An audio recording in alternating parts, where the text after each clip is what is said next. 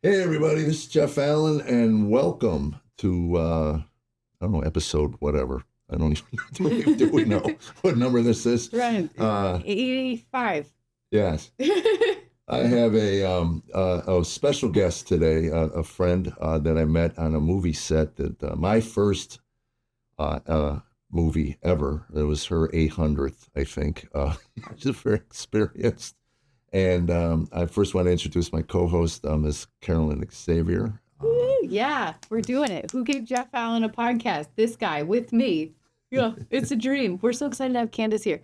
So you guys met on what movie? Well, Candace Kirkpatrick is an actress here in Nashville via New York, right? Yes. Anyway, yeah, we did a movie called My Seven Grandmas. You want to give the premise of the movie? First of all, hello everyone. I'm so grateful to be here. I mean, well, we'll see about that in an hour. No, that's all. You might change your mind. I told my husband, I said, pray for me. I'm like the man in the middle between two stand-up comedians. So let's see how this goes.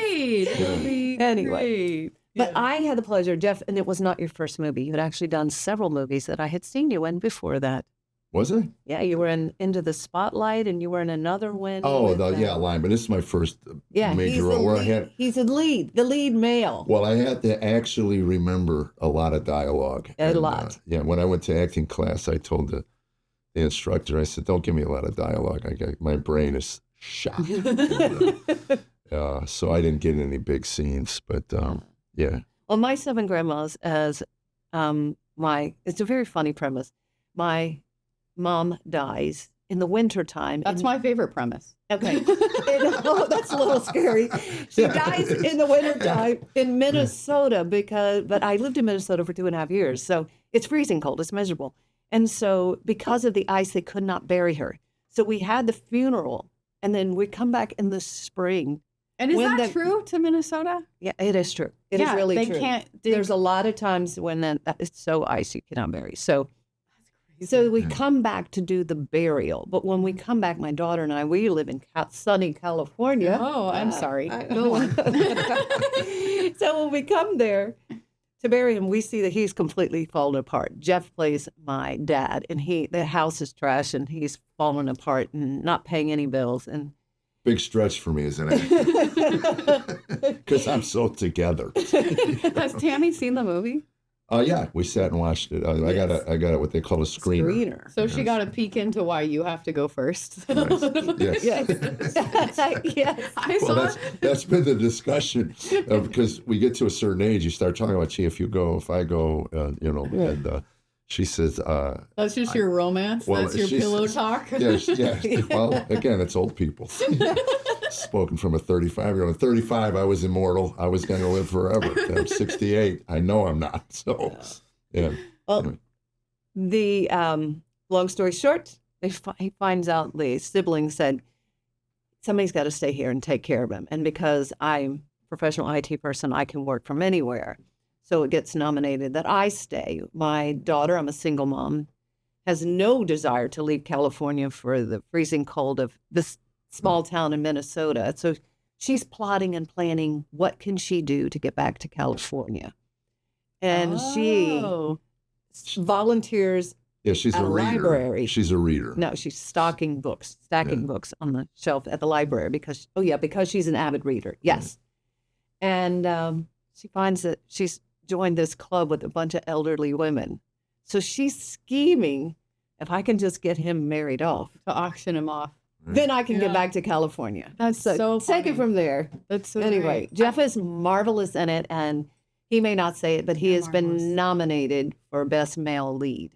Oh, you know what? Every time we go out to eat, he tells the waiters. No, actually, no, I do not. But the funniest thing was that when I found out, I told Tammy, I got the nomination, blah blah blah, and kissing her goodnight, I said, "Any special tingles?" And she goes, "What are you talking about?" And I go, "Well, now that I'm a nominated actor, I thought it would give you a little more of a tingle." And she goes, "No, not really." I go, "Another lie I have been told in this business." What is the organization that you were nominated? It's like Christian. It's called Worldview. ICFF. Well, it just won at Christian Worldview Film Festival, which is a large film festival, which was done by the Kendricks. It won Best Feature Film, the Audience Choice Award, and then it also had a secondary award and third award for gospel presentation. That's so awesome. I mean, it's funny, it's heartfelt, it's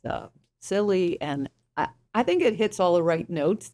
But now at the end of the month, I'm going down to ICFF, which is the International Christian Film Festival in Orlando, where it's been nominated for 8 awards. Oh, so, wow, including Jeff for Best Actor. Wow, So way to go, Jeff. thank you. Yeah, because I didn't grow up in the. I will say this: if I don't win, they're dead to me.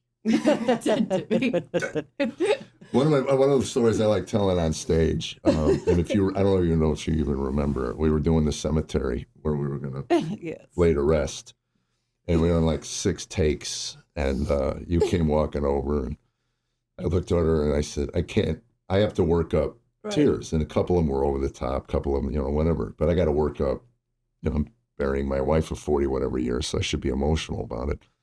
Anyway, I leaned over and I said to Candace, I go, I can't bury my dog one more time. And I lose it. I am howling. Yeah, she says, is that what you're using? I go, yeah. I just look at his little gray face and I just get choked up. So we're ready to do like take 7. They're getting ready to slap the clapper. And anyway, she leans over and goes, woof. So I told him, I said, I hope you got it in 6 because I'm not... I can't use the dog now, and I'm not burying one of my children, so that would really bring me over the top. Yeah. So, but that was funny. Oh, that's funny. I mean, there's so many methods if you train in acting. There's so many schools of thought, and there is this one as if that's what he was using.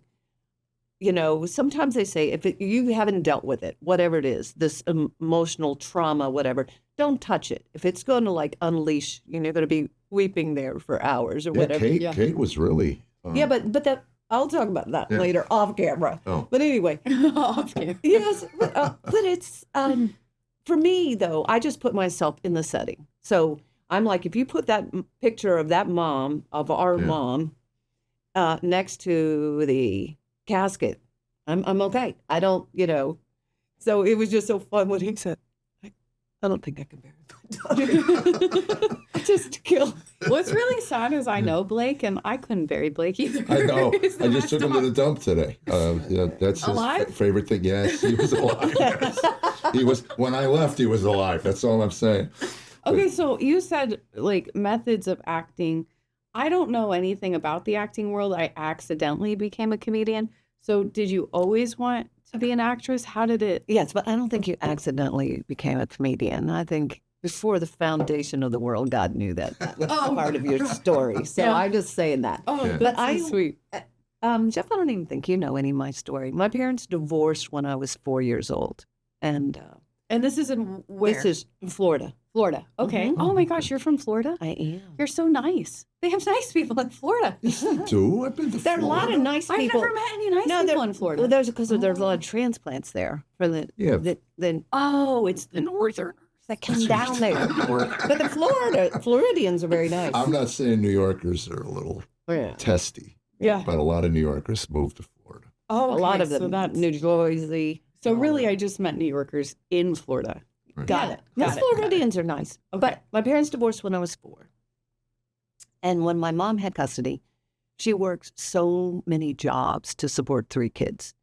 So she would drop us off, my brother and I, at a daycare. And there were all these things you could do. You could do different kind of, this was a very advanced daycare on a day. Must be. You could do like all kind of sports. There were tons and tons of games, indoor games, outdoor games. There were crafts. I was not a crafty person, so I'm still not. Anyway, but you could do skits and drama. And I said, I like that. Yeah. And I started doing it. Every time she dropped me off. I looked forward to daycare. Yeah. And so when I went there about 1.5 years because I entered school in 1st grade, didn't go to kindergarten. And I continued doing theater, musicals throughout my entire elementary, middle school, and high school until I got a scholarship for college. Really? And then did you go to, the scholarship was for acting, and then what college? Actually, acting and academics.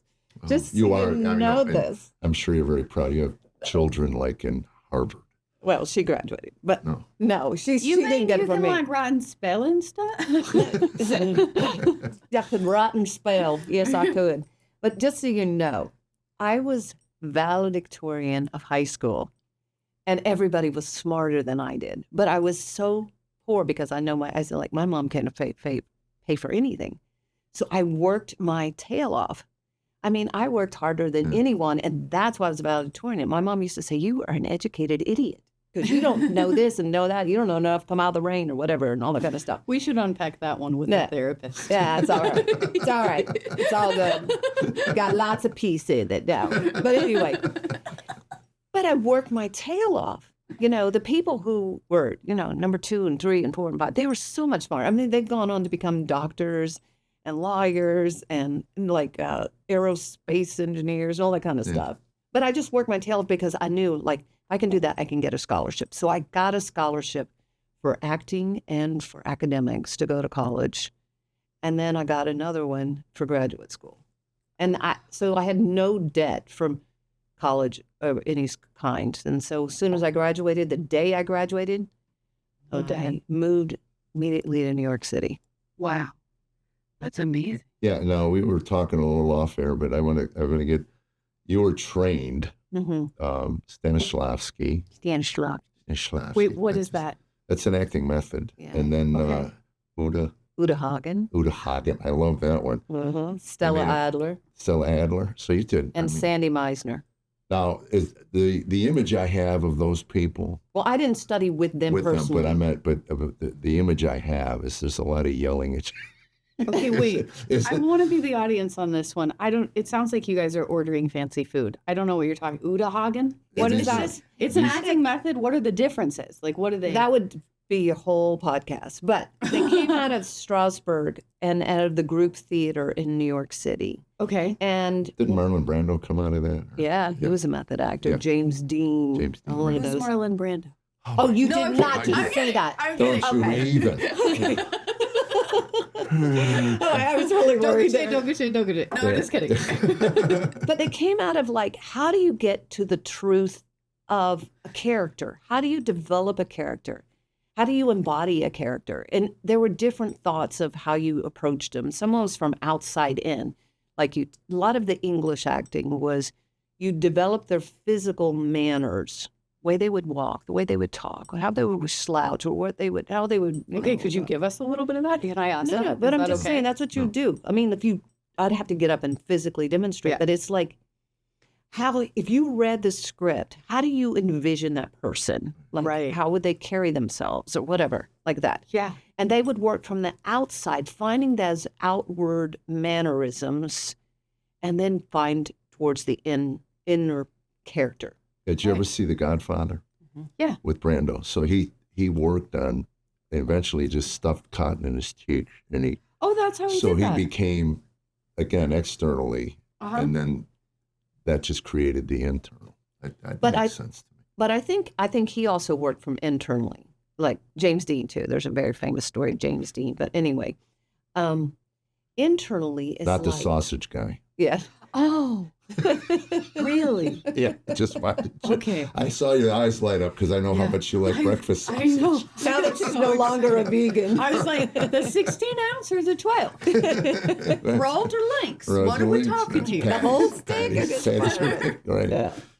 But then there's a way of inward. What motivates this character? And that is like Sandy Meisner. What does this character need at this moment? A good writer is going to give you the obstacles. So you're not thinking about what is my obstacle here. You're thinking, what do I need at this moment to achieve whatever it is I need? And usually you're painted into a corner like, this is the only way I can get it met. And then good writing is going to do all kinds of things to offset that. So that is what creates the tension, the drama, whatever it is. It's like when some other character thwarts what it is you're doing, and you're like, okay, well, then I'll go about it this way. And if you're working from the inside of the character, what is my action? What is my motivation? What do I need from this person or that person? Right. Then that propels you in the script. Right. Okay. So- that makes more sense. When you learn these things, did it up your stand up? Because this is brilliant, especially the changing the outward. Because sometimes that just how I he'll don't do a know face what- sells a joke, or just how I'm sure. What happened for me, that's too detailed. If I'm thinking about that stuff, I'm not able to. But what classes did for me, for my stand-up, was it gave me confidence that I could step out of what was my comfort zone. I used to freeze up trying to act some of my routines out. Oh. It was interesting. Just recently, I did a show, and somebody came up to me, and they're a casting person here in Nashville, and said, "I really appreciated how you gave the character's life in your stand-up," Yes. which basically is Tammy. You know, but I thought, wow, that's kind of neat to coming from someone who casts people and looks for those things. I went to school in high school. When I was in grade school, we were talking about teachers. I didn't do well in school.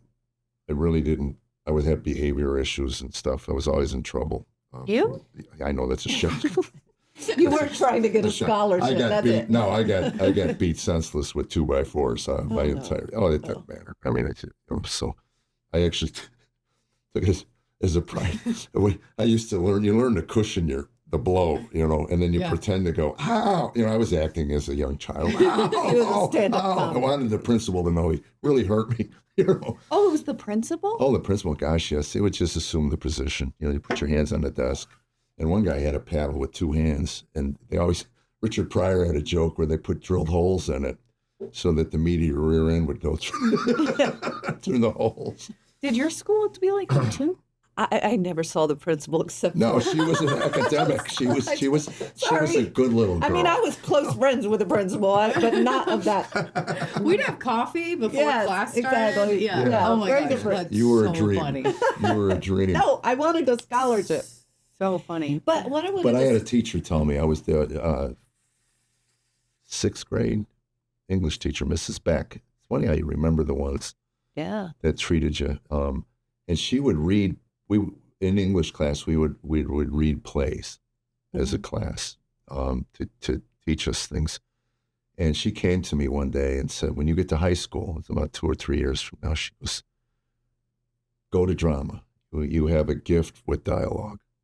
And I went, wow. I mean, again, it's the only compliment I got in 6 years of school. So I remember that. And I went to theater class. And my friends, who were all jocks, I was a jock as well, they mocked me mercilessly for doing it. And I caved to the peer pressure. Then I got to college and I went into radio and television and I really wanted to go into acting. And they mocked me mercilessly and I caved to that. So, and when I started stand-up, in the back of my head, I thought, boy, I'd really love to act someday. And not until I hit my 40s did I decide to go to New York.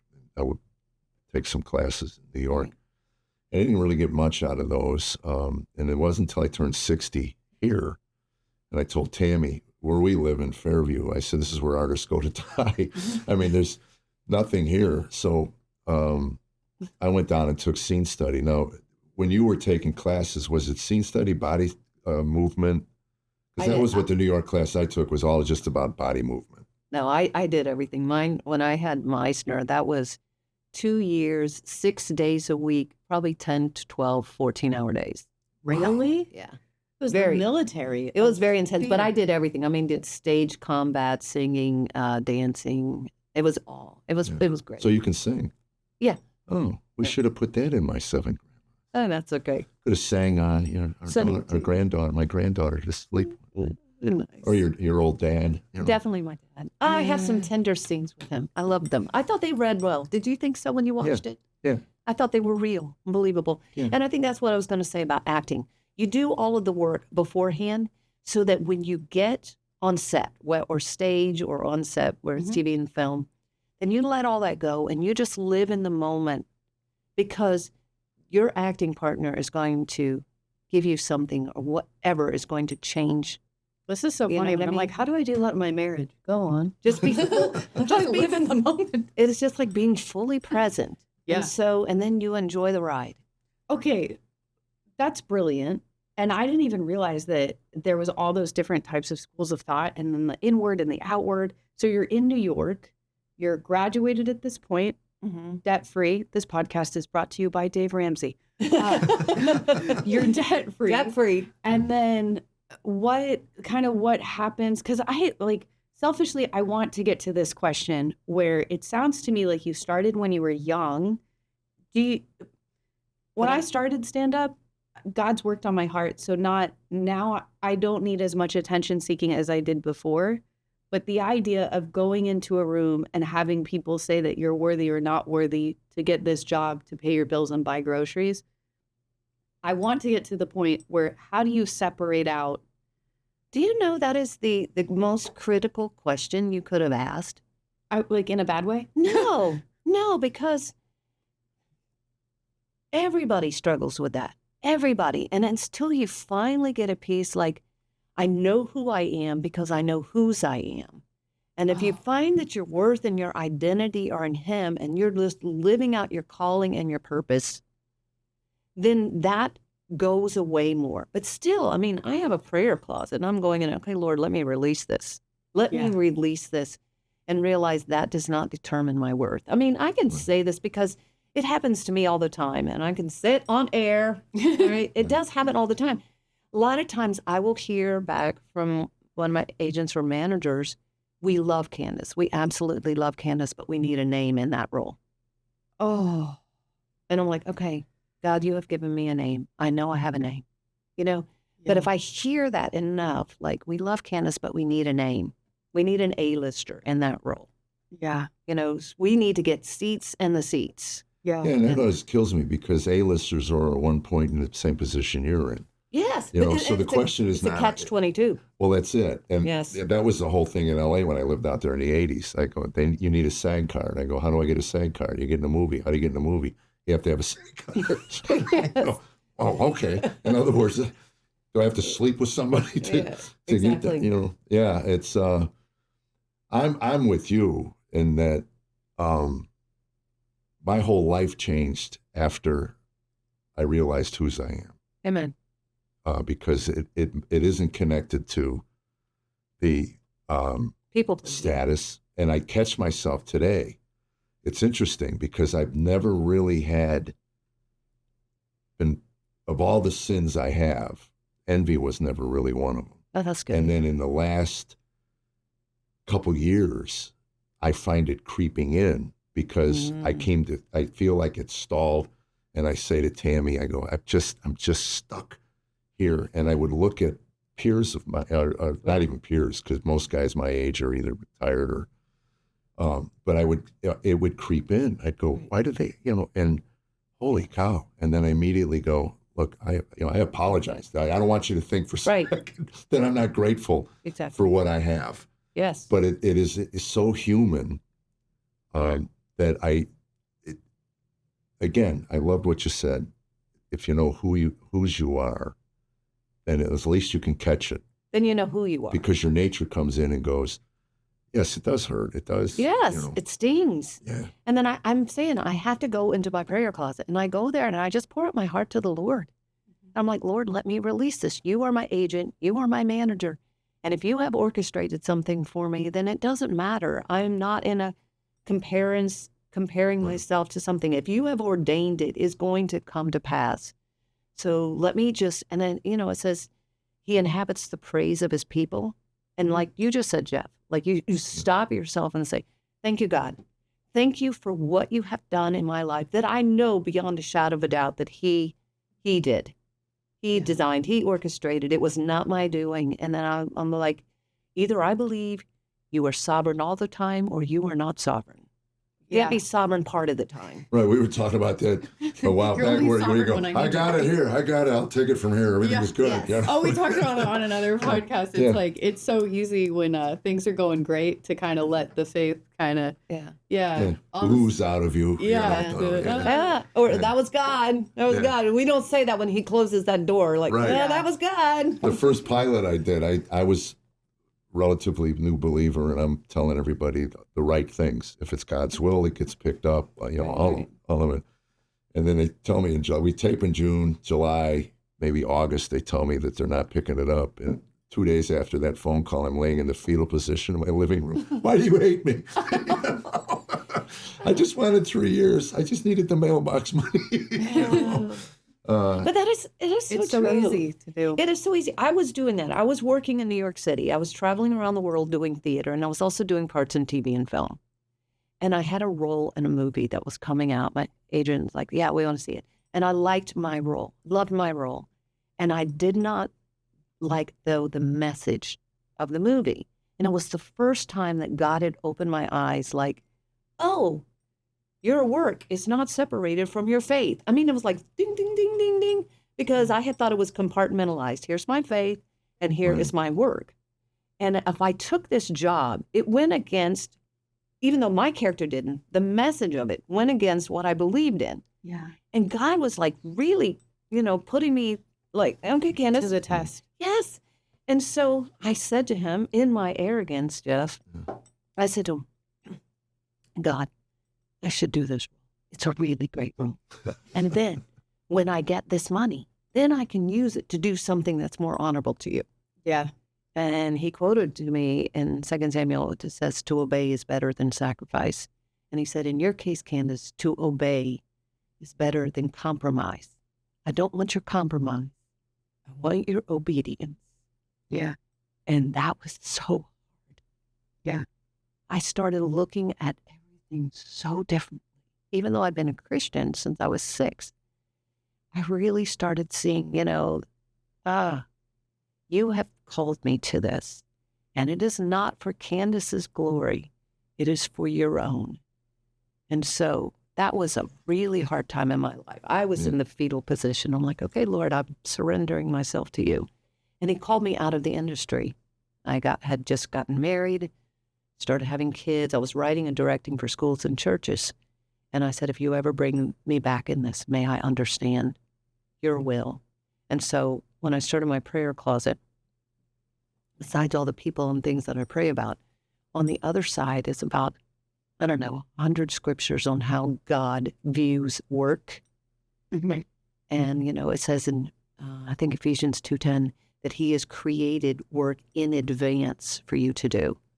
There's so many scriptures on it. And when I saw that those two go hand in hand, his call on my life, his purpose for me, and then I'm walking in that, then it's easier to like, okay, Lord, you close that door. I have to believe that you have a reason and a plan.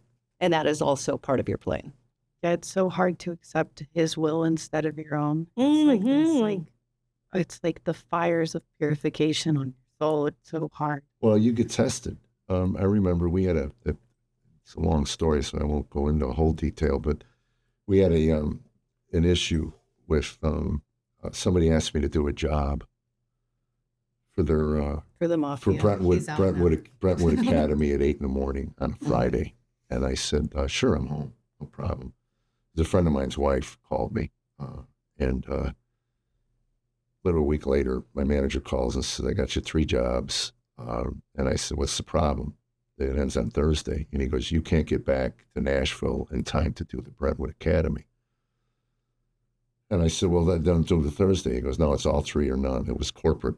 That's something. So anyway. He's leaving out that it was like $1 bajillion. Well, it was a lot of money. Yeah. Okay, thank you. It was like $1 bajillion That you needed to pay your bills. Absolutely. So I called my friend's wife and I said, here's the situation. I said, I can get you, I probably can't get a comic, but I can get a singer. I know a singer here that'll do it. And she said very honestly, she goes, if you were my husband, I'd tell you take the money. So don't worry about it.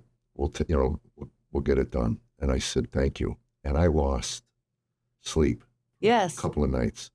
So I called my manager and I said, going forward, we have to make it an executive decision today. We either take the money and our word means nothing. Right. Or our word is everything and we leave the money alone. And he immediately goes, our word. I go, great. Now, 4 days later, when he goes, well, we got a problem. I go, what? He goes, the ESPYs just called. The sports award right, program. I know He that. goes, Vegas and Shadow Mountain Golf Course. It was like gone through everything I ever wanted in my life at my feet. And I said, okay, what's the problem? He goes, you're booked in Economowoc, Wisconsin for a Valentine's banquet. And I go, really? So he tells me what the ESPYs is paying. And we thought with that money, I could actually rent a private jet. Oh. That's how bad I wanted to do the job. Wow. And we worked, and I never was able to work it out. And I went to Economowoc, and they knew about it because we were trying to get them to move the show time because it was the Central Time to Pacific Time. And I mean, we really tried to work it out. The show wasn't until 10 o'clock in Vegas, 10 p.m. But anyway, we weren't able to work it out. And anyway, Lenny goes, what do you want to do? I said, word, money. He goes, word. I said, great. Tell the ESPYs I can't do it. And never lost a minute's sleep. They were so grateful because they knew when I gave up to do their show. And it was very funny because they wanted Tammy to come because it was a Valentine's thing. And I said, Tammy will not come to Economowoc, Wisconsin in February. It's like shooting a Minnesota. Right, exactly. You try to explain it. We go, I know you guys love your place. Oh, man. But yeah, that's it. It was. You will be tested. And it will, and as you said, repeatedly tested. Yeah. But I was on a podcast, I don't know, not too long ago, and they asked me about that. Did I regret it? And I said, if I had not walked away when I did, I'm not sure I would have liked the person that I became. Yeah, it would be and so like you easy. said, you lose sleep over that. Because I got to stand before his throne. And, that's who I answer to. Well, people think it's once a year or something, but it's every minute of the day. It's like sobriety. It's 1 minute at a time. And it's like there's continuously like those flying arrows the Bible talks about all the time. And it's like, how do I, one, take each of these thoughts captive, like Paul talks about, and discern what this is, what glorifies God? Because sometimes, like you're saying, it's like, well, of course God wants me to be able to feed my family. And I could do so much with that. Imagine the philanthropist I could be, Lord. Yeah. Oh my God. I could take this money from Satan and I could use it for you. Glorify you. Exactly. Look, first of all, I mean, we can justify anything here. Yeah. We could. Right. But at the end of the day, the small groups I could have with just 7,000 square feet in Brentwood, Lord. Imagine. But it says, man looks at the outward appearance. God sees the heart. And that's the thing. He's looking at your heart and he's like, what is it that's motivating this? So anyway, you are with Angel Studios. You're doing oh, I thought he meant Michael or Gabriel. Oh, no. What's that show you're on? Vindication. I'm in a faith-based crime drama. Oh. It's actually, it was on, long story short, Jared O'Flaherty shot one 23-minute short film. Okay. He took it to some festivals, and he was about to upload it. Let's say like tomorrow, upload it to YouTube and be done with it. The last festival he went to, kind of like where you're talking about, in the middle of nowhere, they said, "No, I think you should make a series out of that." And he goes, "No, I'm making a movie, and I'm going to go make a feature now." And they're like, "No, we think you should make a series out of that." So he made one more episode, standalone. So he now has 2 short movies. So are you like a detective? Tell me what is it about? Well, it's how you got to Angel. How it got to Angel. Yeah. How it got to Angel.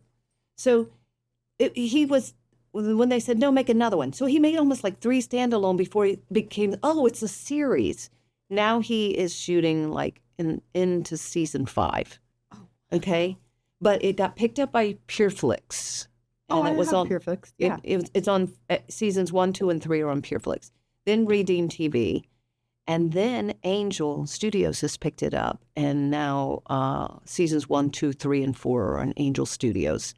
That's awesome. And so I'm thankful for it. I play a recurring quirky character, which is funny because normally I played up until then this all happened during the pandemic too. We filmed during the pandemic when we started on it. Normally played very heavy. Like if you need a mom who's lost everything or has a kid struggling with overdosing or something, or just anything bad, that was the character I played. The dregs, whatever she is going through. And it's so ironic because you're such a good mom, and this you get to play. Yeah, exactly. You get to play the trailer. Exactly, which is cool. Okay, so But then this character, Jared called me in and said, "I want to create a character for you to and I don't want it to just be one episode, like, kind of recurring. I'm like, really, just twist my arm. Twist my arm. Yes, I guess I could do that. Job security, go on. Yes. Yeah. Well, so unfortunately, my character's not really in it anymore because he has advanced and it's really gone to heavier subject matter. And they wanted a name. And they wanted a name. They wanted a name. Yes. Yes. But I think what happened, I mean, so my character is in seasons 2 and 3 and in the opening of 4. And, but it's the content has become more serious. I don't think they have any room for the levity of my character, Janet. We're going to have to pick this out. Everyone else. Well, it's so funny because it's called Vindication. Vindication. It's a very good show. When I was in LA living in the 80s, I got to see all these character actors at the bar at the Improv. Mm-hmm. And I said to somebody, that's the kind of career I would love to have in acting. Where you have that face, everybody goes, and they can't place, you have no name. You're just, but but you work all the time. And I have friends who are like that. Yeah, I love that idea. And I was just somewhere. I was at a show and we were doing a meet and greet, and somebody asked me, we were talking about the movie, and I said, do you want to do any acting? And I said, you know what, I have one role, and I would end it. I always wanted to be in a Western. I want to walk out on my porch, squint into the sun, and these people, the bad guys are coming, and I just cock my Winchester and go, get off my land. Mm-hmm. And then I get riddled with bullets. Give it. I'm going to send that to Taylor Sheridan. I said, I want it. You all heard that here. It will happen. I want it. I want it so bad. Tammy will tell you. I'm talking 25 years. I've been saying, I just want to walk on, get off my land. You know. Well, to be fair, there's been some times with how the world's going, that might just be your life. Might be my life. I do have a porch. Get off. You do have a porch. Get off my land. Yeah, we just bought a drone. We're going to keep an eye on the huddled masses. You know? Use that gate, you know. Yeah. Every time I'm at your house, I know you're safe because the gate takes so long to open. Oh, sure. And the police had no trouble hopping it one night because they had a rumor that there was a felon living in our basement. I'm not kidding you. Pound on our door, and I go, holy cow! And then of course we have 2 boxer dogs that are supposed to keep an eye on things. They just kind of looked up. Oh, we're dead, you know. And anyway, the sheriff's department had hopped our fence. Oh my goodness! And Tammy had said that had our dogs gotten out, they would have shot them in the middle of our yard. Oh. You know. That's horrifying. Wow. Well, it is. And they stood out there. We tried to convince them that we had, the only felon was me, and I hadn't gotten caught. So did they appreciate your humor? Yes or no? No, believe me, I've learned that. Be serious when they're not on the job. When they keep coming to your house, be serious. Some lady told me after a show, not recently, her grandmother name is Bomb. So they're at the airport, and the grandchild is going, Bomb! Oh, no. Yeah, she goes, it didn't go well. You know, the ears were up, and they're like, oh, you know. Oh, my. Yeah. Who comes up with a name like this? Are you a grandmother yet? No, praise God.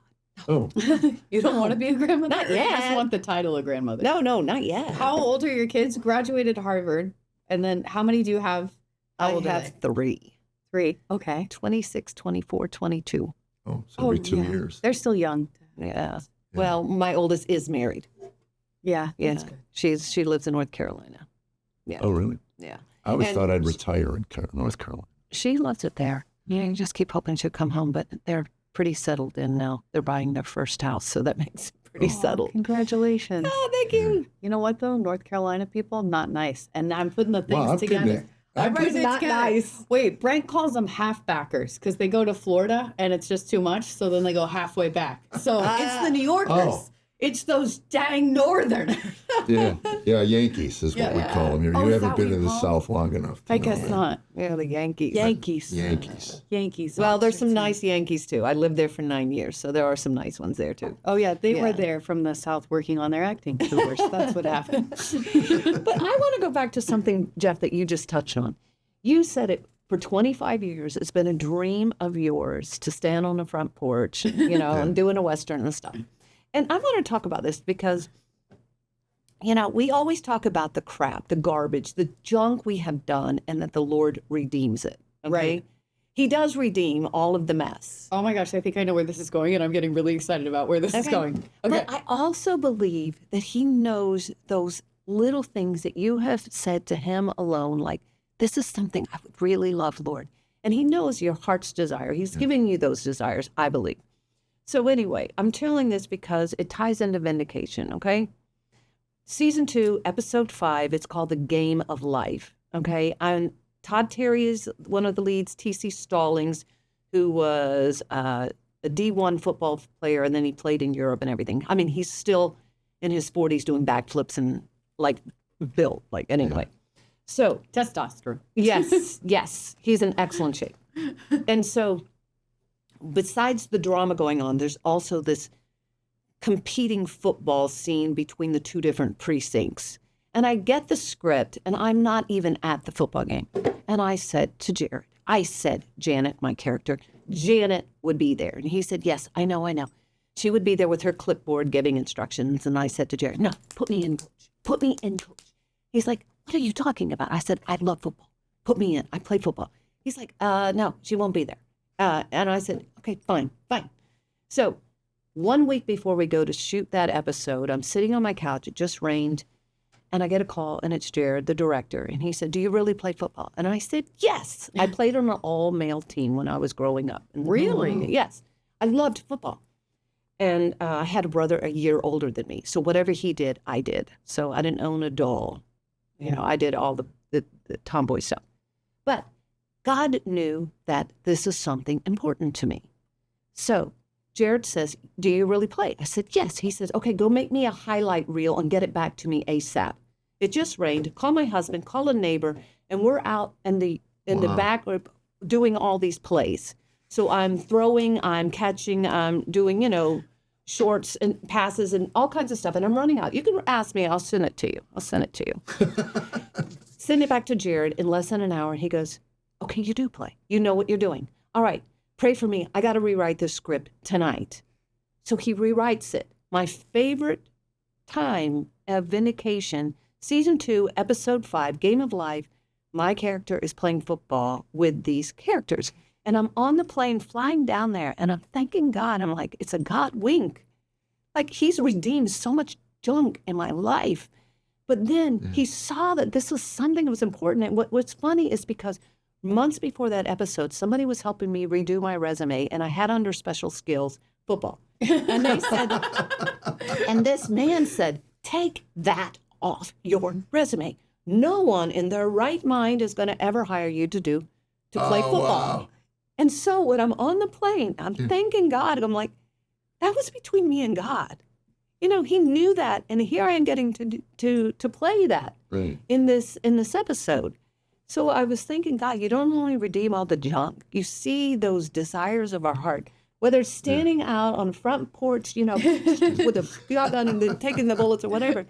So anyway, funny story. Finish this up real quickly. We get there, we're shooting, we're doing all these passes.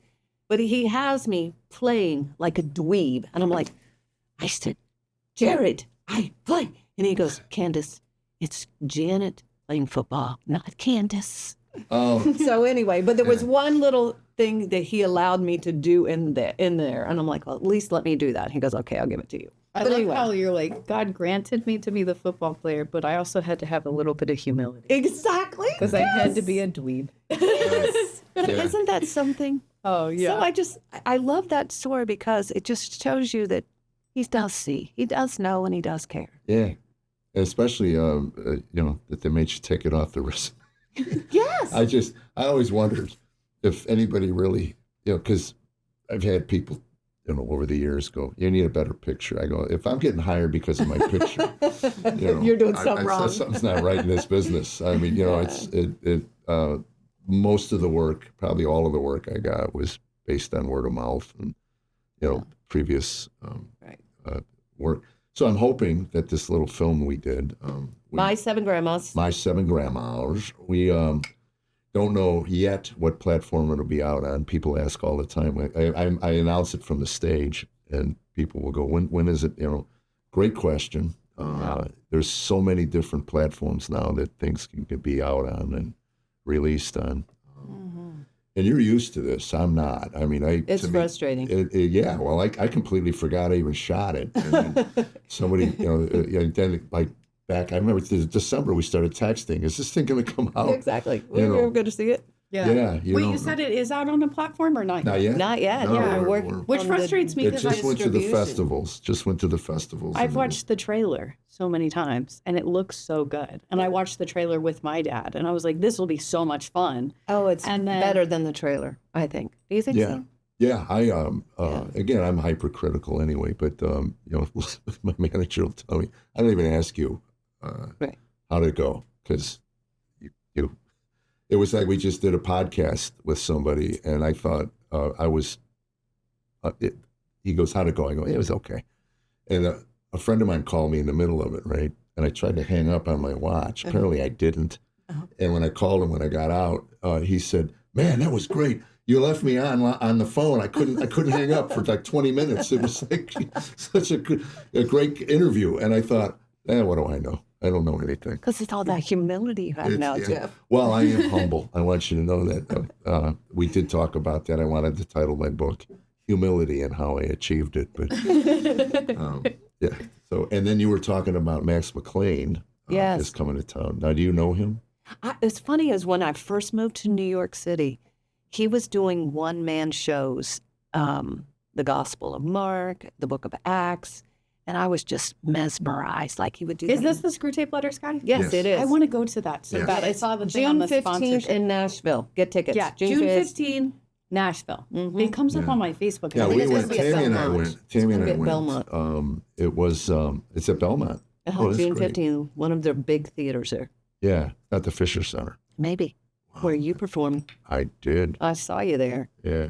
All right, so Max McLean, you met him, you worked with him. I've never worked with You've him. never worked with him. I've No, he just does been solo stuff. I've just been honored to see him. He has a production company too now. Con Fellowship. It's FPA.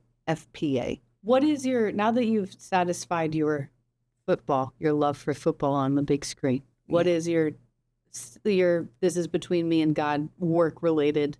Something I can really sink my teeth into.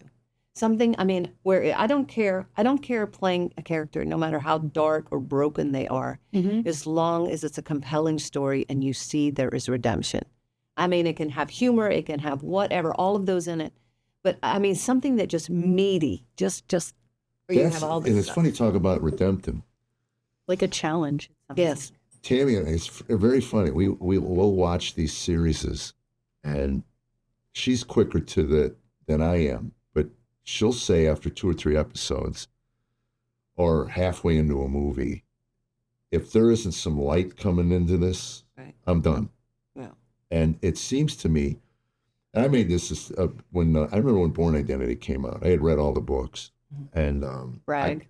I came home, but I came home and told Tam, I said, I think Hollywood is so far removed from what makes us human that they can't even write compelling villains, or they can't write compelling. I mean, I didn't care that Jason Bourne got screwed by the CIA. I didn't care. There wasn't a character in the movie I cared about enough. And that's sad. Yeah, it is. They used to move you to Because anger. you're They not used to create- rooting for somebody. Well, that's it. They created evil characters where you'd love to hate. You know, I mean, if there was emotion watching whatever it was.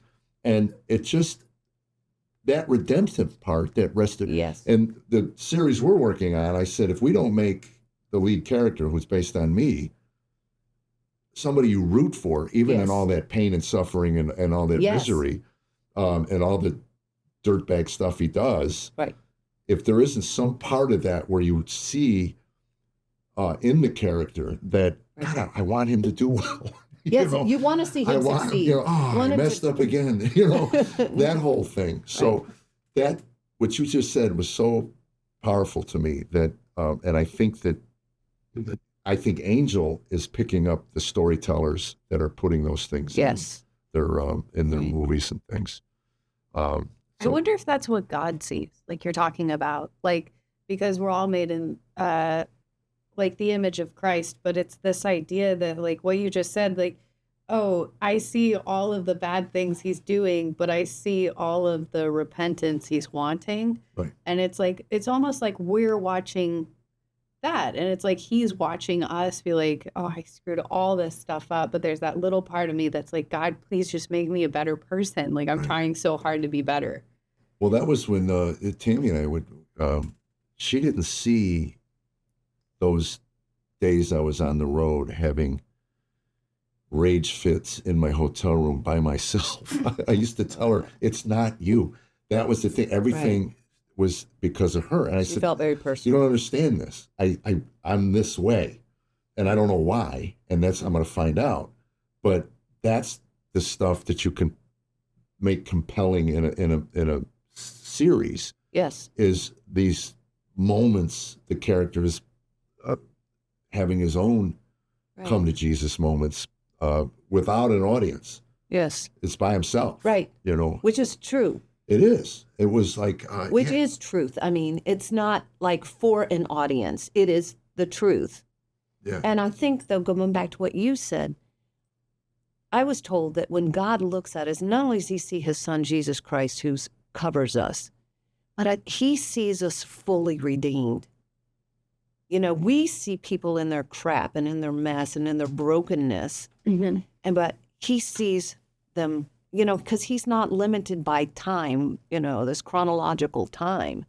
Yeah. And so, but I think, though, going back to something you just said also, was that I never thought of that we are cheering for them. We want to see the redemption. We want to see them succeed, or the victory, or them come out of the mess. Yeah, you always want to see somebody that is in repentance, that's why better help books, self-help, everything is booming, because it's like, oh, I want to see somebody that's working on themselves and growing on themselves, not somebody that falls into despair, that has like the emotions of despair, but still has a glimpse of hope. Right. Because we have like the glimpse of hope. And if they have a glimpse of hope on TV, then I can have a glimpse of hope or something.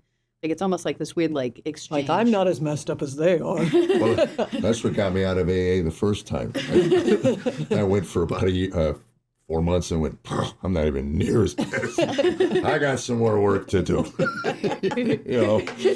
Yeah, if they can do it, I can do it. Yeah, exactly. Yeah, but the thing what we learned from Ephesians, it's not us doing it. You know, we can't boast. It's him. Yeah. Long story short, I was on a bus in New York City. I told you I was valedictorian, okay? And this is not tooting my own horn. This was because... She has her ropes, actually, and her speech. She's going to do it at the end. I bring it out, right? We asked her to put those away before we started. But it was because I was working so hard, because I thought if I do that, then I can get a scholarship, then I can go to school. If I keep working so hard, then people will not know. My parents are divorced, and this is the 10th school I've been to before I reach high school. You know, I mean, they won't know it. They'll think I have it all together. I worked so hard. The 10th school? Yeah. So you had to schmooze with that many principals. No, didn't schmooze with any of the principals, but I was just trying to, like, tell them that, like, you know, I'm okay. Yeah. But we were going back and forth between my dad and my mom, you know, my siblings and I. I lived with them for a couple of months and I was back with them. So anyway, but when I was in New York City, I told you I was saved when I was 6, but this is why it comes to, I was on a bus, I was going to an audition, and I was working in my church on this book, and I think it was put out by Campus Crusade that my church was using as one of the, not a Sunday school, like a Bible study you could do. Mm-hmm. And I was reading on that passage in Ephesians that we are saved by grace, not by works, so that no man can boast. And the author wrote, if we were saved by our own works, how would we know we had done enough? Right. And I just started crying on that bus because I realized that the way I was trying to prove to people in school that I was okay, that if I made valedictorian, I could get a scholarship, if I worked this, I was doing the same thing in my walk with the Lord. Like, look at what I'm doing. I can prove I'm okay and that I deserve to be, like, you know, in your graces or whatever, or, you know, I'm a good person or whatever. And it was that, it really hit me. And I showed up at this audition snotty and, you know, all that kind of stuff. Because I was crying. It was the first time it hit me that it was grace alone. He's like, not because of anything you've done or anything you will ever do. Well, it's because of my grace that I am just freely giving to you. Well, it's funny you say that, because I was about 6. I remember the conversation I had. I used to meet with a friend of mine that now pastors a cowboy church in Dallas, just a good old boy. One of those, if he was a country lawyer, it was one of them, well, I just don't understand. And he would just take everything you want. He's that smart. He's got like a PhD. He's got, you know, but he's just a good old boy. songwriter. Anyway, we would meet once a month or so at Cracker Barrel just to talk. And I was telling him I was involved in some sins that were in traffic. I mouth sins in traffic a lot. Really, but weighing heavy on me. And I said, I just don't know. And he said, so what you're saying is God's grace isn't sufficient for you. And I didn't realize it. And I never was raised in a church. I was never anywhere near church people. I was an atheist up until I wasn't. Right. So I realized 6 or 7 years into my walk with Christ, I was a legalist. I had put all these restrictions and rules on my own. Nobody put them on me but me. Right. And it's like you wonder if that's a tool of the enemy. It is to get you to say you're not enough. You're not doing enough. And that's when I realized that Satan wants you in the past, and if he can't keep you in the past, beat you up with your sins from the past, he will get you projecting in the future, and it will never be a pretty picture. Right. It's always not enough. You'll just never get there. God wants you in the moment, and he wants you there, abiding in him at that moment. And then you will bear much fruit. But that was what's so funny when you said that, though. But you're right. It is grace, and it takes a constant. But it is a reminder, right, of catching yourself, going, okay. Again, I'm trying to work my magic to cover some behavior thing I did or said But it's learning that none of my bad stuff is he counting against me, nor any of my good stuff does he need to say, oh, now we can let her in. You know what I mean? It's just none of that. Right. Yeah. Well, it's this idea that people have that they could change God's love for you. No matter what we do, God's love is the same. Yes. You choose how close you are to God. So it's like if you allow it to live in the past, it's like that is, like you said, just like the screw tape letters, like it's like one step removed. And I think that there's this idea, especially when people start talking about works and grace and all those kinds of things, like God's love is infinite for us no matter what. And I think people don't see it like, here's God, this all loving, isn't going to move, and you get to choose kind of this space you're in. Oh. Where like he's always waiting for us. Yeah. It's like this Luke 15, the dad. But you see it in both. Like you see it in fire and brimstone. You've angered God. It's like, no, God is this unbelievable amount of love, and you choose your kind of, I heard it said one time, like this idea of heaven and hell, right? And it was the most beautiful thing I've ever heard. It was, you have this idea of light, like the light's in here. Right. You know what light is. I know what light is. We all agree on what light is. But how we perceive the light is how the light feels. So if it's 7 a.m. and you're a little tired, but you go out and you feel that warm sun on your face and it feels so warm, and you have a cup of coffee and it's just like you stare at Tammy or you stare at your husband or I stare at Brent, and it's like, I just want to be in this moment forever. It's so beautiful. But at 2 a.m. when you're in darkness and when you're asleep and you're detached from all those things you love and somebody flips the light on, the idea of light, the concept hasn't changed, but the light burns and you reject it. So it's like this, I love God so much and his light is so warm, but some days I move myself into the shadows.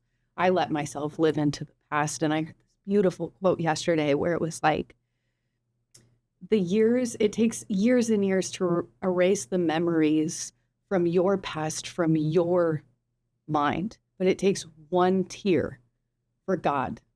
It's like one tear where, I forgive you, always. I forgive you. Like, it's just, and you just move on. And it's so hard because it's that screw tape letters, like you're saying, like I love waking up every day and knowing that I'm still a sinner.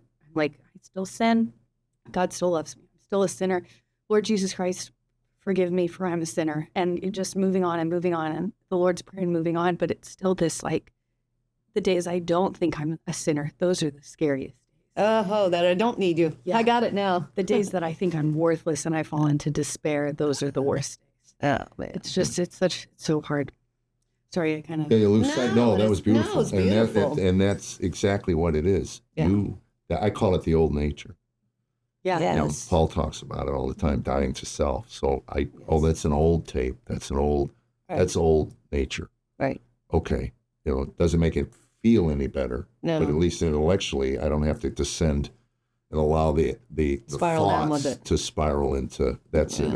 I'm done. Yeah, once it slips into despair, I feel like that's when the devil gets me. That's when I journal and I go back into my prayer closet. I'm like, okay, Lord, we need to do this because this ain't right. This is not right, and this is not of you. And if you go back to what it seems to me that you see is the depth of his love for you, and that's when you have to, like you said, take all thoughts captive, replace those tapes, those old tapes, with what you know to be true. I am fearfully and wonderfully made. I am created in the image of God. I am beloved. He calls me chosen. He calls me redeemed. You have to start feeding yourself those old ones. The enemy's like, he's insidious. Yeah. So you're located in Franklin. Mm-hmm. So like all of us this week, you spent a lot of time in your prayer closet during the storm, tornadoes. It's funny, the Californian and I grew up with tornadoes. I grew up in the Midwest, so I used to sneak out of the basement in the middle of a storm to see it. I would go to my, and my father would grab me. Somehow that doesn't surprise me. My father would grab me, banging my head down the stairs. Get in the basement. So I wasn't home. I was out of town with her husband. We traveled together doing comedy. So you were alone, and your wife was alone. Yeah, and Tammy was alone as well. Yeah, but we were texting each other and calling each other. Yeah. It's like, you still alive over there? She's like, yeah, I'm fine. Yeah. I'm in the basement with the dogs. Yeah. But it's so true. Like with the storm thing, the side note, I remember, this is so silly, when I moved here and I was still like super atheist California lady. I remember my first tornado season, 2020, during the pandemic, and I was like, no wonder these people believe in an angry God. This is crazy. It was wild. Yeah. And that was a bad one.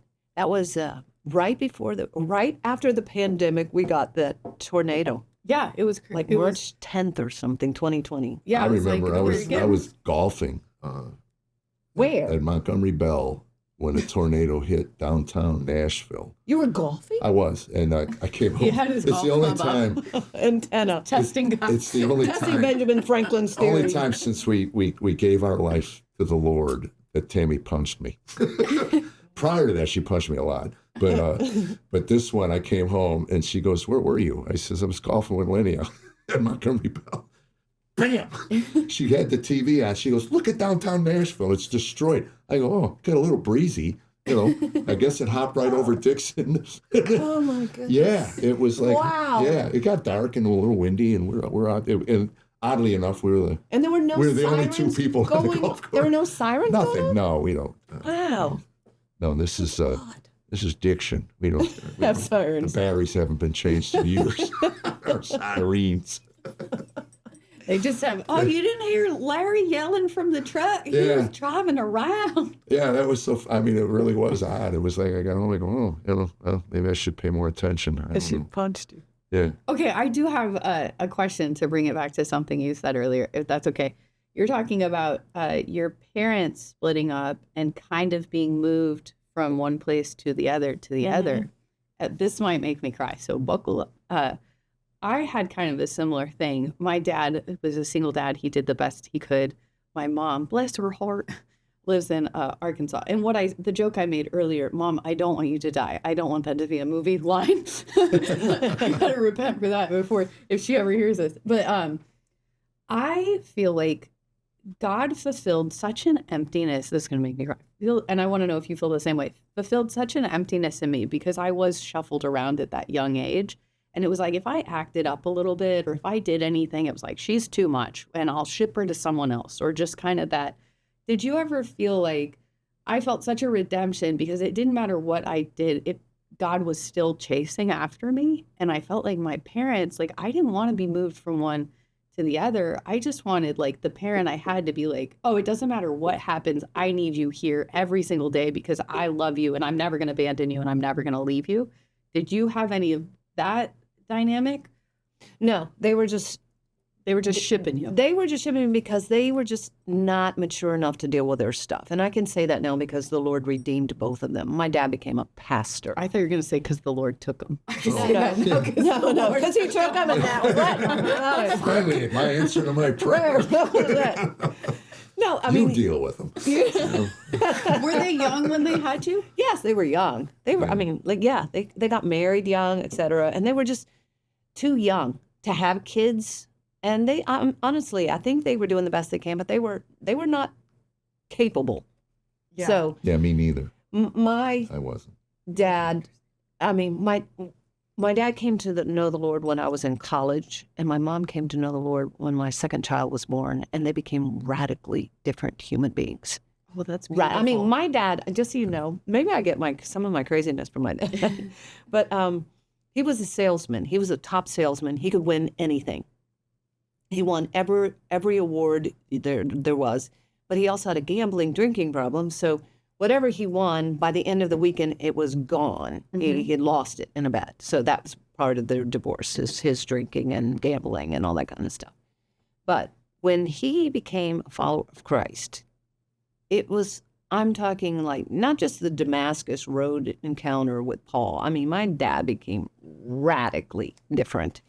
As passionate as he was about pursuing the things of the world, he became passionate and telling people about Christ. I mean, Wow. you know, he would go door to door. This is before he became a pastor, door to door, telling people about Jesus. They'd slam the door in his face. They'd spit on him. He went from vacuums to Jesus. No, he went from like, he was Coca-Cola. But anyway, and RC, and all that kind of stuff. Anyway, but Pepsi. Sorry, it was Pepsi and RC. Oh, But, there's going to be but some he people was in the also comments. moonlighting at night as an Elvis Presley impersonator. I mean, he looked exactly like Elvis Presley. Oh my gosh. And Why did we get an hour into this and this is we're just It's just coming up now. Yes, You, and you had an Elvis impersonator for a father? That was a pastor? Oh my No, gosh. before he became a pastor. When he became a pastor, he was still singing. He only sung Elvis gospel songs. Okay. I was the only kid who knew every Elvis Presley song and movie. I was the only kid who did. One of the best lines in movies was Garden State, where I don't know what the context of the scene was. All they said, wouldn't it be cool if Elvis was alive and living in Las Vegas as an Elvis impersonator? Oh, that would Wouldn't it be great to parody your own life? Yeah. So I had this image of, fat Elvis, because now you can really let yourself go singing and going, you're not the king. You don't sound anything like him or look like him. Yeah. Oh my God. Did he have the mutton chops, the sideburns, or Yes, did he I'll glue show them you on? Did he pictures. glue them on, or did No. he glue 'em? He Oh my gosh. But- Wait, for listeners, can we put together the pictures of your dad as Elvis and you doing football? definitely. Can we go on Yes. social? Yes, Yeah. I'll do Okay. it. We'll I'll talk do to it. Joseph about Yeah. that. That'd be great. But when he met Christ, I mean, he did have a Damascus Road encounter. I mean, if I could write a book about my dad, It was would in be amazing. Memphis. Yeah. He got burnt up in a fire. My dad did. And he was in the hospital for a couple months. And he's the one who called me when I was in college and said, the Lord's spoken to me and told me I need to read the Bible. Would you commit to read with me every day? God's word. And I was living then, I graduated. I said, yes, of course, because I was a Christian, but still, it was not where God would have me be. But I moved to New York City, and he would call me at 2 a.m, 3 a.m, all ridiculous times for a couple of years and say, what are you doing? I say, I'm sleeping. And he said, well, you can sleep later. Get up out of bed. Now flip over to Ezekiel. Now go back to Daniel. Now, once you go to the book of Revelation, we did this for years, and it changed the trajectory of his life, and it changed the trajectory of mine. And your mom, so when your mom, they were separated. They were so separated. They had two different, My mom could not believe he changed. She would not have anything to do with him. right. And when I would Those tell wounds her, run deep, don't they? oh yeah. So when I told her he had changed, she did not believe me. She wanted nothing to do with it or to hear about it until after my second child was born, and she came to know the Lord and began teaching women's Bible studies in my church. So I'm saying God redeems. I could go on and on about how he redeems, but Oh my gosh, I love that. I've watched too. in real time. I'm watching that happen with my dad right now. Yeah, and it's amazing. beautiful. I mean, it's the things that come out of his mouth, and it's like you hear a lot of lip service, like your mom thought, like, yeah, has he changed? yeah. And then the way he treats my son, like everything, he's a completely different person in Christ than he Yeah, was my when I was a father child. dug his heels in it was an interesting story. My father's, my Uncle Ken, my dad's brother, was an accident, 8 years, 9 years, the baby. So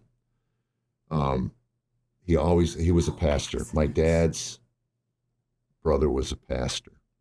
As a matter of fact, that whole side of the family, very faith-oriented. We were not, because my dad was an atheist. So anyway, my mother was dying from ovarian cancer, and Kenny's telling me the story. He said, I haven't seen my brother in decades. So I get a call to go to Tucson, Arizona, where your dad is living with your mom, and for something pastoral. So I'm thinking maybe this is the time God is calling me into my brother's life to share the gospel. Right. So he said, we're sitting in the living room watching something on television. Your mom's exhausted. She was going through chemo. She was exhausted. So she gets up and says, Jack, I'm going to bed. Now the two brothers are in the living room. There's this quiet moment. This is you and your brother? No, my dad and his brother. Dad and his brother. My dad's 70 whatever years old. Okay. Kenny's in his 60s. Anyway, again, Kenny's telling me the story. He says, it's very quiet. We're sitting there. And I feel the prompting of the Spirit to share with your dad. I want him to make a commitment. And he says, you know, Jack, and my father goes, cram it, Kenny. He was waiting for his brother to share the gospel. And it was just, it made me laugh because I know my father. I mean, my mother, when she was dying, we were in hospice. And I said to her sister, do we need to pray for Mom? She goes, no, your mother's always been fine with the Lord, always. It explained a lot because Mom was like this calm in this storm of all these wild men around her. But yeah, it was funny because she never stood up to my father, ever. Right. And we were praying with her. And my dad walks in and sees us all praying with Mom. And he goes, oh. And she goes, get out of here. This is for me. Good. She stood up. That was it. She stood Finally, up. Mom, hey, you got it, babe. That's great. But I never got a chance to see her. And I came at 40. The most profound decision I ever made in my life was this commitment to Christ. And not once did my father ever ask me why. I kept waiting for that, and I carry that guilt with me, had I. But then after my uncle told me the story, I said he wouldn't have listened anyway. But never bothered, I'm his son. Why? I don't get it. I don't understand it. My favorite thing my father used to do was mock scripture. And he would always say, every hair on your head is numbered. I go, it is. Leave it at a crime scene. Our DNA is all coded. It's all numbered, Dad. Every last bit of it is numbered. And you think that's an accident from the blind universe. Just put all that together, because of enough time. But I'm so glad to hear that. And then the fact that your parents not even living together, both of them. Yeah. God will get you where you're at, and all different stories. And that's one of the things I want to say to our listeners. We all have a story, and we are expected to share it. And he's still writing it. Like when you would, in your own flesh, be tempted to write somebody off, there's no way, God is still writing their story. Absolutely. That's the good thing. So what's going on with you, going forward, outside of my 7 grandmas? I don't know. We have another project we're working on. I was talking with Abby about that, and see if it goes with that. And it's just honestly right now, it's a little here, a little there. I've done some really wacky things. I do some crazy commercials in Atlanta, and I do a web series here that people are like, "Candace, is that comedic or is it dramatic?" I'm like, no, that's melodramatic. It's really big and stuff. But anyway, it's just like, well, all I am is like, and doing audiobooks and things like that. But mostly it's just like, Lord, here I am. I'm opening my hands. Wherever you want to use me, wherever you want to take me, may I be. Are your kids in the arts? Be found faithful. No, praise God. Yeah. Neither one of my boys wanted anything to do with what I do. I took them to see plays and musicals and artwork, and they all have an extreme appreciation for the arts. Yeah. But I never encouraged any of them. I mean, my parents, my mom and my grandmother, they all tried to discourage me. No, like, what are you wasting your time with? I mean, funny story. like my mom was so embarrassed that I was doing that. She was like, why? Why? Like, you have a college education. Why would you waste it on that type of thing? And when I was working in New York City, I was doing theater there. Some friend of hers was asking about something, and she goes, oh yeah, she's in New York and she's doing this and this and this. And then my mom was saying how atrocious this was. And the friend to her said, is she happy? And she goes, yes, she's happy. She loves it. And then the friend said, and I think you should be happy for her. Right. My mom told me that story. The fact that my mom would tell me that story was that she was softening. That was her way of telling you that she's going to try. Yeah.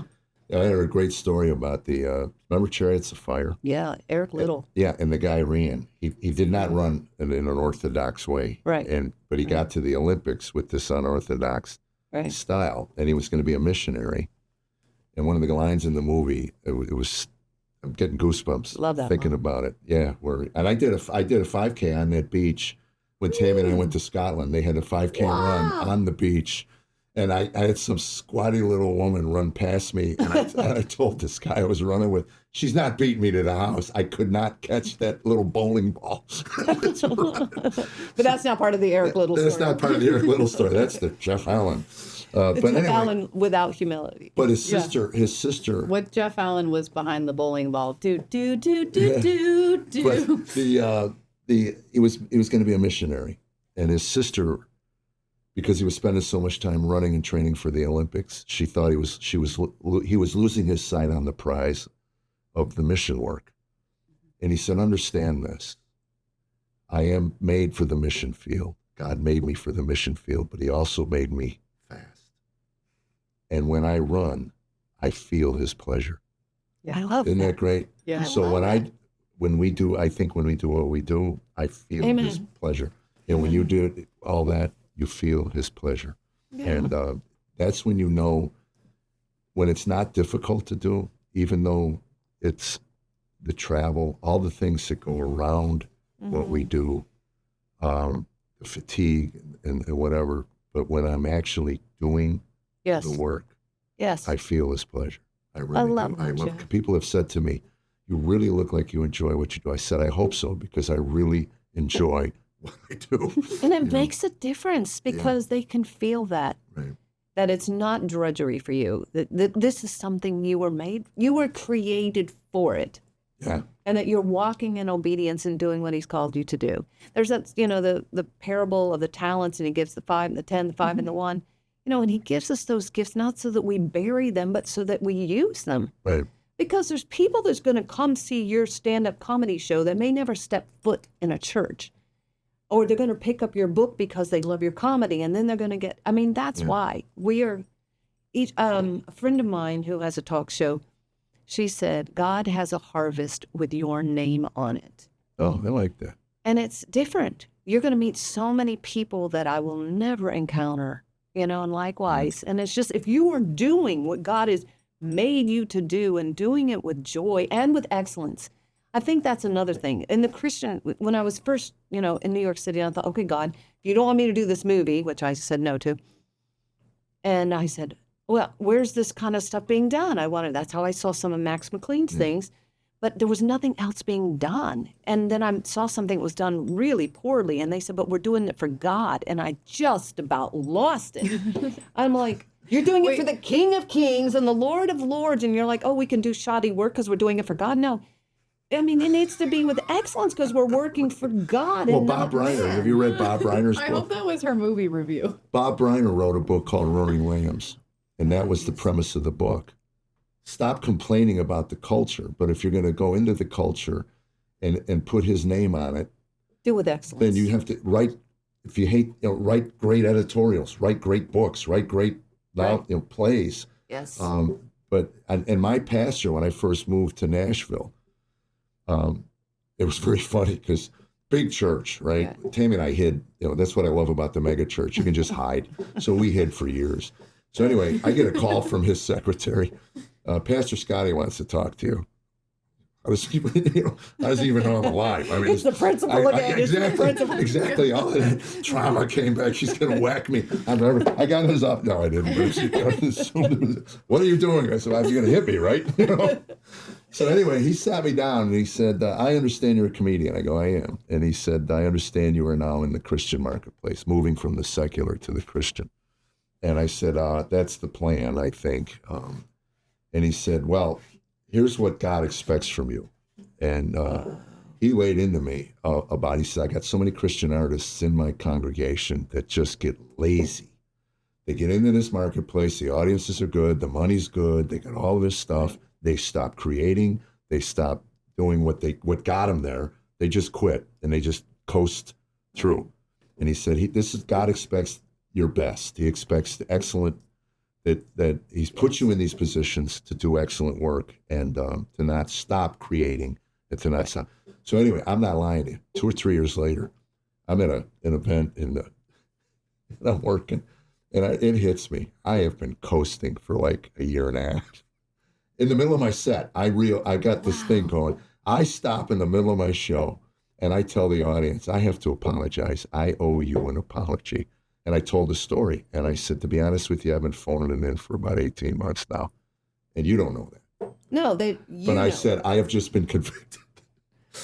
Wow, but that I have been phoning it in the middle of your set. I know. Well, again, it's the awkwardness of the audience. Is I think he's going to lose it. Is he going to, I've had those moments on stage where I would break off and start, and you get. I remember, before I became a believer, I was sitting in a hockey rink. Everybody was doing comedy back, in the 80s, and I'm sitting. Okay, wait. As a comedian, to hear I was doing comedy in a hockey rink, immediately I'm like, yeah. Well, everybody had a room. So anyway, I'm sitting on a stool, and I can't work. I just can't go anywhere. And I sit there and I go, why are we here? And it's like 400 people, dead quiet, because they don't know. Is this guy going to right, lose it right here? Right here. And then after 10 seconds of really awkward, dead silence, some little squeaky voice in the back goes, we just want to hear some jokes. And I said, that's legit. It's a comedy club, and it got me out of it. Right. But that's kind of, the way I've worked is just all of a sudden. But that moment of conviction of the conversation. Now, listen, I'm sure the pastor wasn't looking forward to the conversation he had with me.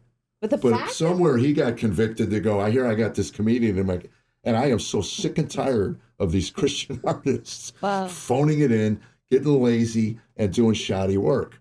I'm going to at least grab this one while I got a chance. I can't believe that the Lord placed that upon his heart to do that. Yeah. I mean, I'm not at the situation of that place in my life where I can do shoddy work. There's not big bucks rolling in anywhere, just so you know. Yeah. But I count it a privilege that we get to do what we do. I count it a joy. I also think if you don't know how to do it with conviction and with the right heart on God, that it's okay to say no. And it's hard for people, especially when you're early in the arts and financially it's so difficult. Like you saying no to that role was such a pivotal moment, like you were saying, because it's scary. And I don't know if this happens to you, but I think of some pretty great, hilarious, super disgusting jokes all day long. Right, that's what this would be real fun to say right now. Yeah, if I was held accountable for the things, and that's what I worry about, these thought crimes. I would. Yeah, it's terrible. I mean, sometimes I don't know if you guys ever experienced this, but I think a lot of us creatives do, like that weird between sleep, between awake. The heathens would say meditation. No, kidding. But this, that's kind of where most of my creative ideas come. There's no phone. There's nothing coming in. I'm not asleep. I'm not awake, but I'm kind of there. And I had this idea for a joke yesterday morning. And I was like, that be from God. And I kept trying to make it be like, this will be a hit. And and I was like, you know what? It's not, but it's that excitement because the creative process is so exciting. I have this little bit of a premise and then I'm going to work it like this. Right. And then this is how I'm going to present it. And it's going to be beautiful and it's going to make people laugh and they're going to love it. It's going to be so great. And then I'm like, this will just completely cause people to stumble in their mind and take them one step from God. So I get really like, in the Convicted while you're minutia in there. of that. Yeah, especially with, on political political stuff, not going too deep into that, because I don't want people to have joy on putting the other side down. Right. It's such a touchy place to be because it's so funny and it's so easy. Well, that's the Low point. fruit. Was it Well, low hanging fruit? Yeah. Well, that's it too. And I was talking to someone the other day about that. They said, you don't do politics. And I said, I do if there's a joke and I can eat lunch with the person or the next day. I mean, good. It was like when I put the book together, they wanted all this salacious stuff about my parents. And I said, no. I said, if they were alive, I know they're not. I'm certainly not going to throw them under the bus. Right. And I said, they, like we talked about, they did the best they could. I mean, believe me, I hope my children extend me the same grace that I will extend my parents. And it wasn't until I became a parent that I lightened up a lot on my parents. Because I started looking at my own shortcomings, like, holy cow, this is not an easy gig. Right. And there's no stopping. I remember telling Tammy, wouldn't it be great if we could just hit a pause button and just take a month of classes on how to raise these things. It's just your life keeps going. The pause button, that's such a funny concept. But every day. We're going to wait for a couple months. But listen to it, when I was in recovery, I went back after 5 years, I went back to my old neighborhood. And I remember telling my sponsor, I go, holy cow, I spent 8 minutes and left. We were at my sister's house, and I said, it was Tuesday, and I said to Tammy, I'm going to the bowling alley in the village. And she said, what's up there? I go, my friends. She goes, have you called? I go, I don't need to call. It's Tuesday. They bowl every Tuesday. That's my neighbor. I mean, that's what they do. Sure enough, I walk in. All these people I have not seen in years. Hey, it wasn't like, where you been? It was just, so I talked to my sponsor that. I go, it was surreal. And he goes, understand this. You're in recovery. Remember those movies where you snap and the scene freezes? Right. They've been frozen. They're still in their addictions. They're still in their whatever. You've been moving. So that actor that moves through the scene while everybody's frozen, you've been moving through life. Great visual. Yeah, it was. And you come back and now you look and you go, holy cow, I'm so moved past this. Wow. It was uncomfortable. And again, I love these guys. I grew up with these guys. Right. But it was like, holy cow, it's the same conversations, the same, bowling league, the same, Yeah. And so anyway, I never once after that looked back and said, boy, I need to get connected with these people. God gave you that as a gift. Well, it was. I needed to see that. I needed to go back because there was this part of me going, well, I miss these guys. I miss this life that I had. Yeah. And then you realize, no, I haven't. I mean, it's, there's a certain maturity. I love, though, the visual of you moving through that, like they're in a freeze frame and you're doing that. Yeah, for a decade. There's been so many friends and relationships, family and stuff that it feels like that's the point. That's the visual for I've outgrown these people. Yeah. So difficult. Yeah, it's not like I'm here. I think it was a maturing thing. They say when you say, they meaning, that's when my granddaughter asked me what my pronoun was. I said they because they know everything. So I am they. I'm the all-omniscient. That's right. Got it. Papa. Yeah. So you're the non-binary king. Right. But they say that when an alcoholic starts drinking, that's where he remains emotionally. So I started at 13. So wow. Yeah. I got married to a 23-year-old. Yeah, I got married at 30, and I got sober at 31. So she was married to a 13-year-old at 31 years old. And it made sense to me because of the physical changes that were going through me. Right. And the fact that so now these guys are still stuck in their teens, this lifestyle. And have you ever gotten a call from any of them that they've come out? I've had some people come out to the shows. No. Come out of where they're stuck and say, oh, now they can reach out to you now and say, now I get it. Any of those? No, none at all. And I have two friends that I grew up with that I've remained in touch with all these years. And it's funny because we won't talk for 8, 9, 10 months or whatever. And we just pick up right where we left off. But they know you're a believer and they're not. Right. Oh, yeah. Nobody's ever asked me about that. None of them. Wow. Yeah. That's interesting. You would think they would there's something different about you. Well, I'm not around them anymore. If they're for even them to going even to see your that. shows, Well, some of them have, yeah. they would know. Yeah, I think so. yeah. Yeah. Yeah, I heard that, they had talked, Jeff got Jesus. Jeff got Jesus. Yeah, that whole Jesus thing, you hear those. Yeah. And it was funny. I had a drunk friend of mine. He said, I tried that AA thing. It didn't take, and he's no longer with us. Sad. Oh. Sad. Well, when you get to a certain age, That breaks my heart. Well, if Alan King, one of the best comedy routines you'll ever hear, and I say this with all due respect to Alan King, it's probably one of the best comedy routines ever written, called Survived by His Wife. And he stood on stage in Las Vegas and read obituaries from the newspaper. And to the point it got so absurd where some woman tried to kill herself. She jumped off, landed on her husband. He died, she lived. And the obituary said, survived by his wife. All the men are dead. All the men are dead. That's what he did. It's classic. It's on YouTube. One of the best routines ever. Yeah. About the friend that kept drinking, though,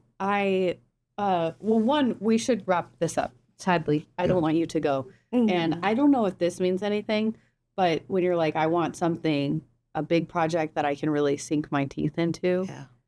I don't feel like I'm on our podcast. I feel like I'm on your podcast. Like, I just want to listen to everything you say. So I don't know if you would ever be interested in doing, but the way you speak, the way you've changed my heart and my thoughts on so many things, especially around Christ in my life and growing up and being in entertainment and being a Christian, that I don't know if you would ever want to sink your teeth into being some sort of podcaster or author, but I really just appreciate you being here, and I've really enjoyed it. Like, well, really enjoyed it. If anybody listens to this or not, to me, the time just spent with you is valuable to me. I treasure it.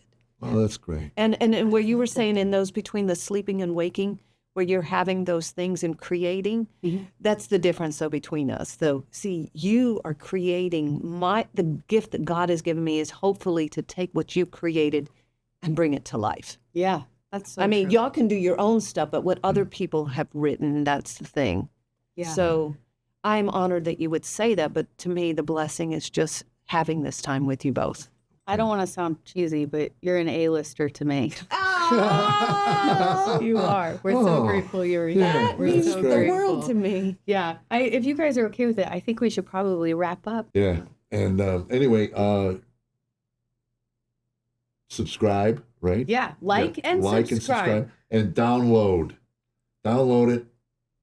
Just download it. You don't even have to watch it. Just download it. Of course, if they're listening to this, they've watched it. Yeah. But download it and share it. That's how they work these algorithms. And if you liked what you heard, there's going to be plenty more. Yeah, and if you didn't like it, leave it in the comments. Leave it in all of the comments because it drives up the algorithm. So let us know how much you don't like us. We would appreciate it. Or what you didn't like. That's the beauty of the internet. This is supposed to be two comedians, and you brought that very serious girl in there. Shut it all down. It was so beautiful. No. We love you all. God bless you. Thank you so much for being here. Bye-bye.